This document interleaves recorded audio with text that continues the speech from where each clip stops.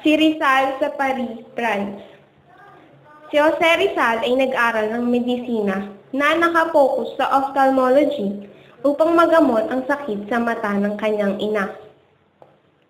Siya ay nagsanay sa ilalim ni Dr. Louis de Weckert, isang kilalang ophthalmologist. Pagdating muli sa Paris, France, bumalik si Dr. Jose Rizal sa Paris, France, at dito pinag-aralan ang kasaysayan ng Pilipinas at ang rason sa mababang pagtingin sa mga Pilipino. Itinatag din niya ang isang society sa Paris na naglalayon na maibahagi sa iba ang impormasyon tungkol sa Pilipinas. Siya ay naging miyembro ng International Association of Philiminologists. Rizal sa Madrid, Spain. Si Dr. Jose Rizal ay nagpatuloy ng kanyang pag-aaral sa Universidad Central de Madrid kung saan siya ay kumuha ng medisina, filosofiya, letra. Nagsanay din siya sa pintura at iskultura.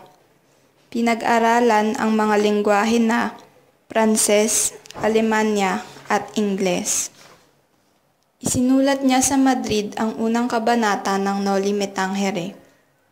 Dito nakuha ni Rizal ang lisensya sa paggagamot mula sa Pambansang Sentral ng Madrid. Sumali si Rizal sa Masonic Lodge na Acacia at naging Master Mason.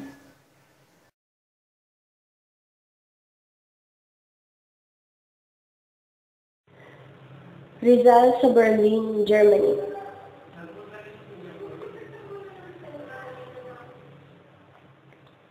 Si Dr. Jose Rizal ay naparangalan dahil nabilang siya sa Anthropological Society, Ethnological Society, at Geographical Society ng Berlin. Sa Berlin, unang napalimbag ang Noli Me Tangere. Si Rizal ay nag-ikot pa sa Prague, Vienna, Rheinfall, Salzburg, Munich, Nuremberg at Geneva. Rito ay makikita kung gaano siya napaka-aktibo at tunay na naglalakbay para sa kanyang karagdagang kaalaman. Rizal sa Heidelberg, Germany.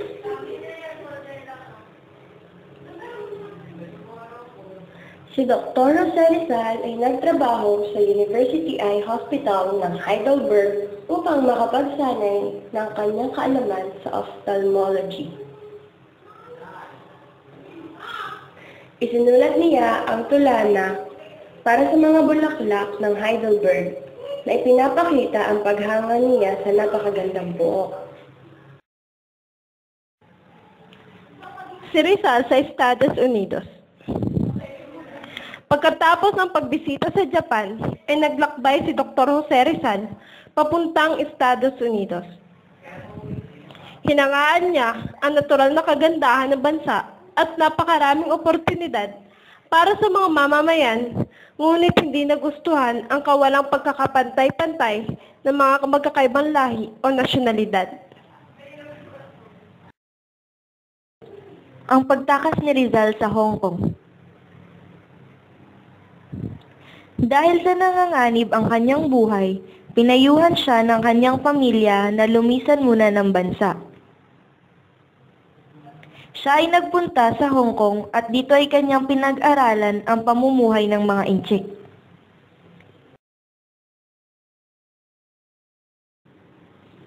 Si Rizal sa Japan. Sinasabing isa sa pinakamasayang panahon sa buhay ni Dr. Jose Rizal ang kanyang pagbisita sa Japan. Siya ay nabighani sa kagandahan ng lugar at karikta ng mga tanawin. Dito ay umibig din siya kay Osei-san. Habang nasa Japan, ay pinag-aralan niya ang kanilang pamumuhay at pati na rin ang lingwahe nila.